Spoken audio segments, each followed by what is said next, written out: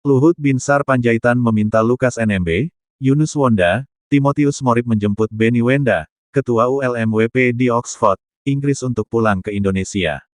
Realitas, fakta. Siapa yang lebih cerdas, tahu dan taat pada aturan di Republik Indonesia ini dalam diplomasi internasional?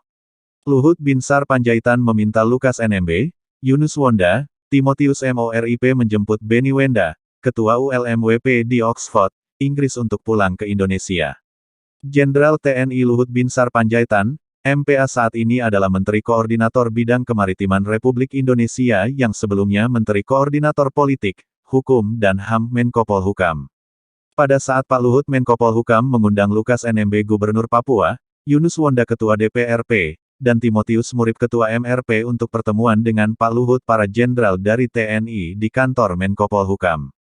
Tujuan undangan dan pertemuan ini untuk membantu diplomasi internasional Indonesia. Pada saat Lukas NMB, Yunus Wonda dan Timotius masuk ke ruang pertemuan, mereka bertiga dipisahkan dan duduk terpisah di antara para jenderal TNI dalam pertemuan itu. Pak Luhut langsung panggil nama-nama Pak Lukas NMB, Yunus Wonda dan Timotius Morip bukan panggil jabatan. Pertemuan dimulai dengan memutar video tentang perkembangan diplomasi internasional tentang perjuangan Papua Barat merdeka. Ada beberapa negara sudah dikibarkan bendera bangsa Papua Barat, bintang kejora. Perkembangan dan kemajuan diplomasi ULMWP yang dipimpin Tuan Benny Wenda dan kawan-kawan pejuang yang cukup signifikan dan membuat panik dan pusing penguasa Indonesia. Setelah video diputar, Pak Luhut langsung sebut nama Lukas NMB Gubernur Papua, sebagai berikut.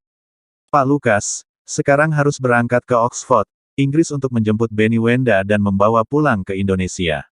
Kami sudah siapkan pesawat dan semua akomodasi perjalanan ini. Permintaan yang sama disampaikan kepada Yunus Wonda dan Timotius Morip. Jawaban yang datang dari Bapak Lukas NMB Gubernur Papua kepada Pak Luhut Binsar Panjaitan, yaitu, Pak Luhut, Undang-Undang Otonomi Khusus membatasi saya. Karena ada 5 hal pokok yang diatur oleh pemerintah pusat, dan saya tidak punya kewenangan itu. Salah satu ini masalah luar negeri adalah urusan atau kewenangan pemerintah pusat. Jadi, saya tidak bisa jemput Pak Benny Wenda. Sementara Pak Dr. Yunus Wonda Ketua DPRP menyampaikan hal yang sama dan beberapa bahaya untuk ke depan, sebagai berikut. Pak Luhut, ini perjuangan nasib bangsa, dan saya dan keluarga akan dikutuk 7 keturunan. Lagi pula, Pak Benny Wenda dan saya marga Wonda Wenda, maka ini tercipta permusuhan abadi keluarga saya dengan keluarga Tuan Benny Wenda.